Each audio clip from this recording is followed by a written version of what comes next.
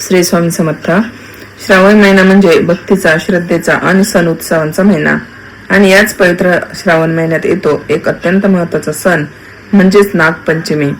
तर मंडळी, नागपंचमी म्हटलं की आपल्या डोळ्यासमोर येतो नागदेवतेचा फोटो, नागाची पूजा, वारुळाची पूजा, लाया, दूध, हळद, कुंकू, फुले आणि घरातील महिलांचा भक्तिभाव.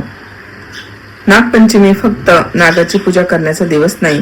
यामागे आपल्या संस्कृतीमध्ये निसर्गाविषयी कृतज्ञता, सजीव प्राण्याविषयी आदर, कुटुंबाच्या रक्षणाची भावना आणि भावाच्या दीर्घायुष्यासाठी बहिणीची श्रद्धा अशा अनेक गोष्टी जोडणाऱ्या आहेत. म्हणूनच आपण आजच्या व्हिडिओमध्ये बघूया की नागपंचमी का साजरी केली जाते, नागदेवतेची पूजा करण्याचे महत्व काय, नागपंचमीला बहिणीने भावासाठी का उपवास करावा, नागपंचमीची घरच्या घरी पूजा कशी करावी, नागदेवतेला कोणता नैवेद्य दाखवावा, या दिवशी कोणती कामे टाळली जातात आणि नागपंचमीचे धार्मिक आणि आध्यात्मिक महत्व काय.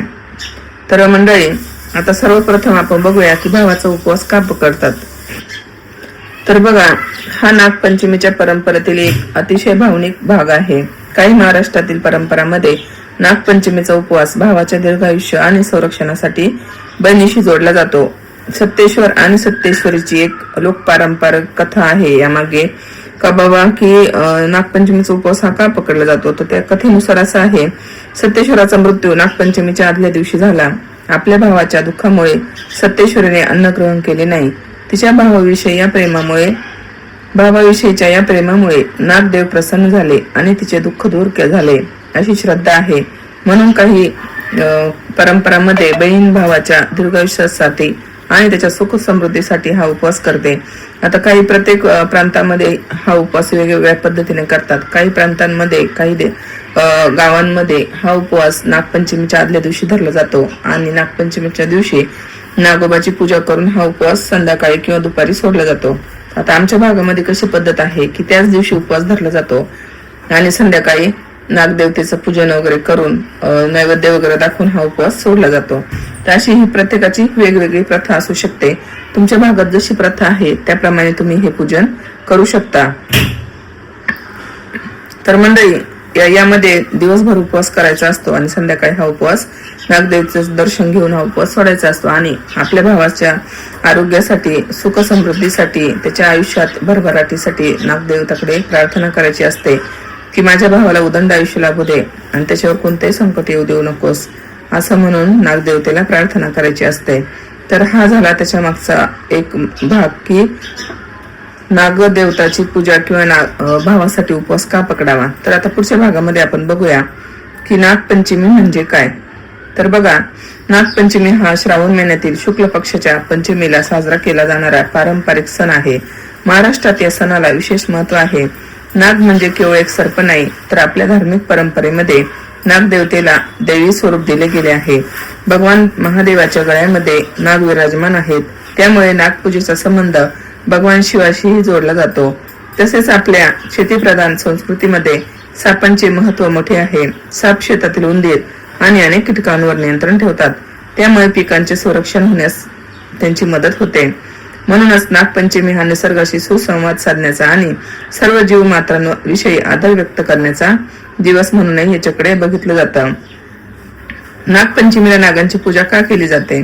तर बघा मंडळी, आपल्या हिंदू संस्कृतीमध्ये अनेक प्राणी आणि निसर्गातील घटकांना देवत्व दिले आहे. यामागे एक सुंदर विचार आहे. सृष्टीतील प्रत्येक जीव महत्वाचा आहे. नागदेवतेची पूजा करताना आपण प्रत्यक्षात निसर्गातील एका महत्वाच्या जीवाबद्दल कृतज्ञता व्यक्त करत असतो.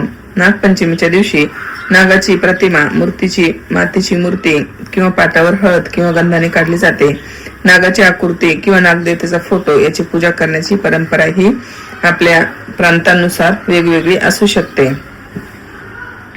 आता नागपंचमीचे विशेष फळ काय मानले जाते. तर आता आपण नागपंचमीची पूजा केली, त्याचं फळ काय. तर बघा, नागपंचमीच्या दिवशी श्रद्धेने नागदेवतेचे पूजन केल्याने घरामध्ये सुख शांती राहावे, कुटुंबाचे संरक्षण व्हावे, संकटांपासून संरक्षण व्हावे आणि समृद्धी नांदावी अशी भक्तांची श्रद्धा आहे. विशेषतः ग्रामीण भागात सापांना शेतीचे रक्षक मानले जाते. त्यामुळे नागपंचमीच्या पूजेमध्ये फक्त स्वतःसाठी काही मागण्यापेक्षा, हे नागदेवता, आमच्या कुटुंबाचे रक्षण करा, आमच्या घरात सुख शांती राहू द्या, आमच्या शेतीमध्ये भरभराट होऊ द्या आणि सर्व जीवांचे कल्याण होऊ द्या, अशी प्रार्थना आपण या दिवशी करायची असते. आता याच्यानंतर पुढचा भाग येतो तो नागपंचमीची पूजा घरच्या घरी कशी करावी. तर बघा, सकाळी लवकर उठून घराची स्वच्छता करावी, आंघोळ करून स्वच्छ कपडे परिधान करावेत, पूजेच्या ठिकाणी स्वच्छ पाट किंवा चौरंग ठेवावा, त्यावर स्वच्छ वस्त्र अंथरावे, त्यानंतर नागदेवतेचा फोटो किंवा मूर्ती ठेवावी. ज्याच्या घरामध्ये पारंपरिक पद्धतीने पाटावर नागाची आकृती काढण्याची पद्धत आहे त्यांनी हळद, गंध किंवा रक्तचंदनाने नागाची आकृती काढून तुम्ही नागाची आकृती काढू शकता किंवा कोणी कोणी तांदळाची आकृती काढता बघा. त्यानंतर नागदेवतेला नमस्कार करून पूजा सुरू करावी.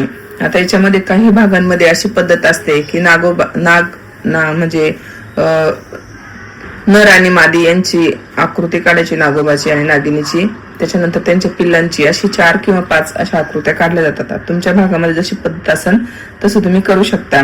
आता याच्यामध्ये पूजेचे साहित्य काय घ्यायचंय? हळद, कुंकू, गंध, अक्षता, फुले, दुर्वा, धूप, दीप, नैवेद्य, लाह्या, दूध किंवा दुधापासून तयार केलेला नैवेद्य, फळे. आपल्या परंपरेनुसार तुम्ही काही गोड पदार्थ वगैरे. आता काही भागांमध्ये बघा, ज्यावेळेस नागपंचमी असते त्यावेळेस पुरणपोळीचा वगैरे नैवेद्य करतात आणि त्याच्यामध्ये कानोले करतात बघा. म्हणजे गव्हाच्या पिठाचं असतं ते, एक चाणकी करायची आणि त्याच्यात पुरण भरून ते असं त्याला करंजीचा सारखा शेप द्यायचा, त्याला कानोले म्हणतात आमच्याकडं, आणि ते देवाला नैवेद्य दाखवायचा. आणि तेच आपण एकमेकांचं, म्हणजे आता मंदिरामध्ये वगैरे बायका येतात तर दुसऱ्यांचं आपल्याला घ्यायचं आणि आपलं त्यांना द्यायचं. असं करून आमच्याकडे असा उपवास सोडला जातो. तुमच्याकडे वेगवेगळी पद्धत असू शकते. आता याच्यामध्ये तुमच्याकडे जे काही साहित्य असेल ते साधी सोपी तुम्ही पूजा करू शकता. देवाला फक्त आपली श्रद्धा आणि भाव महत्वाचा असतो. सर्वप्रथम देवा लावून घ्यायचा आहे, धूप दीप लावायचा आहे, नागदेवतेला हळदी कुंकू किंवा गंध अक्षता अर्पण करायचे आहेत, फुले दुर्वा व्हायच्यात, अक्षता अर्पण करायच्यात, नंतर नैवेद्य दाखवायचा आहे. आता आपल्या परंपरेनुसार याच्यामध्ये दूध, लाह्या, साखर किंवा इतर नैवेद्य अर्पण केलं जातो. आता हे सगळे पदार्थ आमच्याकडे सकाळी वारुळावर वाहतात. आता तुमच्याकडे जशी पद्धत असेल तशी तुम्ही त्याची पूजा करू शकता. इथं आपण तुमच्याकडे जसं काही म्हणजे तुमची पद्धत आहे त्याप्रमाणे तुम्ही पूजा करायची आहे आणि नागदेवतेला प्रार्थना करायची आहे की हे नागदेवता, तुमची कृपा आशीर्वाद आमच्या कुटुंबावर राहू दे, आमच्या घरातील सर्वांचे आरोग्य, सुख आणि रक्षण करा, आमच्या भावाला दीर्घ आयुष्य लाभू द्या, घरातील सर्व संकटे दूर होऊ देत, सर्व प्राणी मात्रांचे कल्याण होऊ देत, अशी आपण प्रार्थना करायची आहे. आता याच्यानंतर आपण वारुळाची पूजा कशी करायची आणि ही पूजा करताना काय लक्षात ठेवायचंय? तर बघा, काही भागांमध्ये नागपंचमीला वारुळाची पूजा करण्याची परंपरा आहे. आता ही परंपरा आमच्याकडेही आहे. गावाकडे वारुळावर जाऊन फुले, हळद, कुंकू आणि इतर पूजेचे साहित्य अर्पण केले जाते. परंतु प्रत्यक्ष साप दिसल्यास त्याला हात लावू नये किंवा त्याच्या जवळ जाऊ नये. आजच्या काळात नागदेवतेची पूजा फोटो, मूर्ती किंवा प्रतिकात्मक आकृतीच्या माध्यमातून घरच्या घरी घरच्या घरी आपण पूजा करू शकतो. त्यामुळे सर्वात महत्वाचं म्हणजे जिवंत सापाला दूध पाजण्यासाठी पकडणे किंवा त्याला त्रास देणे हे टाळावे. नागपंचमीचा खरा संदेश असा आहे: सर्व जीवांचा आदर आणि निसर्गाचे संरक्षण करा. नागपंचमीच्या दिवशी कोणती कामे टाळावीत?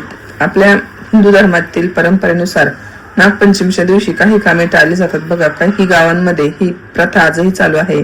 जमीन खणणे, नांगरणे किंवा भूमी उकरणे टाळले जाते. काही ठिकाणी भाजी चिरणे, कापणे किंवा तळणे देखील टाळण्याची प्रथा आहे. या प्रथा प्रदेशानुसार वेगवेगळ्या असू शकतात. यामागे धार्मिक श्रद्धेबरोबरच जमिनीखाली राहणाऱ्या जीवांना त्रास होऊ नये हा निसर्ग संरक्षणाचा विचारही जोडलेला आहे. आता नागपंचमीला झोका का घेतात? महाराष्ट्रात नागपंचमी म्हटलं की झोका, झिम्मा, फुगडी आणि पारंपरिक गाणी याची आठवण येते. महिला आणि मुली नागपंचमीच्या दिवशी झोके घेतात. लोक परंपरेमध्ये झोक्याशी भावाच्या प्रगतीची सुंदर भावना जोडली जाते. जसा झोका उंच जाईल तशी माझ्या भावाची प्रगती उंच जाऊ दे आणि त्याच्या आयुष्यातील दुःख अडचणी दूर जाऊ देत. म्हणून नागपंचमी हा केवळ पूजा व्रताचा दिवस नसून आनंद, प्रेम आणि कौटुंबिक नात्यांचा उत्सवही आहे. आता आमच्याकडे ही गावाकडे बघा झोके खेळण्याची पद्धत आहे. पूर्वीपासून म्हणजे आम्ही लहान असल्यापासून ही प्रथा आहे, अजूनही आहे. पण पहिल्यासारखी आता थोडीशी प्रथा कमी होत चालली आहे. तरी पण या दिवशी म्हणतात 5 झोके कवायना घेतले पाहिजे आणि आपण सर्वांनीच मिळून आपली संस्कृती ही जपली पाहिजे. ज्या काही आपल्या जुन्या रूढी परंपरा आहेत त्या जपत आपण पुढच्या पिढीला त्यात समजून सांगितलं पाहिजे की जेणेकरून ती पुढची पिढी ही त्या परंपरा असेच पुढे चालू ठेवतील. आता याच्यानंतर आपण एक सुंदर संकल्प करायचा आहे. या दिवशी नागपंचमीच्या दिवशी आपण स्वतःसाठी काही मागायचं नाही बघा. भगवान महादेव आणि नागदेवतेसमोर हात जोडून आपण बोलायचं आहे, हे महादेवा, हे नागदेवा, माझ्या घरावर तुमची कृपा राहू द्या, माझ्या कुटुंबातील प्रत्येक व्यक्ती सुखी राहू द्या, माझ्या भावाला दीर्घ आयुष्य लाभू द्या, त्यांच्या आयुष्यातील संकटे दूर होऊ देत, आमच्या घरात आरोग्य, आनंद आणि समाधान नांदू दे आणि या सृष्टीतील प्रत्येक जीवांचे रक्षण होऊ देत, ही मनापासून देवाकडे प्रार्थना करायची आहे. नागपंचमी आपल्याला खूप सुंदर शिकवण देते. निसर्गाचा आदर करा, सजीवांचा आदर करा आणि आपल्या कुटुंबासाठी प्रेमाने प्रार्थना करा. नागदेवतेची पूजा म्हणजे भीतीपोटी केली जाणारी पूजा नसून श्रद्धेने आणि कृतज्ञतेने केलेले पूजन आहे. आणि बहिणीने भावासाठी केलेला उपवास म्हणजे फक्त अन्नत्याग नाही, तो आहे भावाच्या दीर्घायुष्यासाठी बहिणीच्या मनापासून केलेली प्रार्थना. म्हणून या नागपंचमीला मनोभावे पूजा करा, घरात सुख शांतीसाठी प्रार्थना करा, भावाच्या दीर्घायुष्यासाठी प्रार्थना करा आणि सर्वात महत्वाचे म्हणजे सर्व जीवमात्रांवर दया करा. तर मंडळी, हा व्हिडिओ तुम्हाला आवडला असेल तर नक्कीच लाईक करा, शेअर करा आणि नवीन असाल तर या आपल्या चॅनलला सबस्क्राईब करा. भेटूया अशाच पुढील व्हिडिओमध्ये नवीन माहितीसह. तोपर्यंत सर्वांना श्री स्वामी समर्थ. अवधूत चिंतन. श्री गुरुदेव दत्त.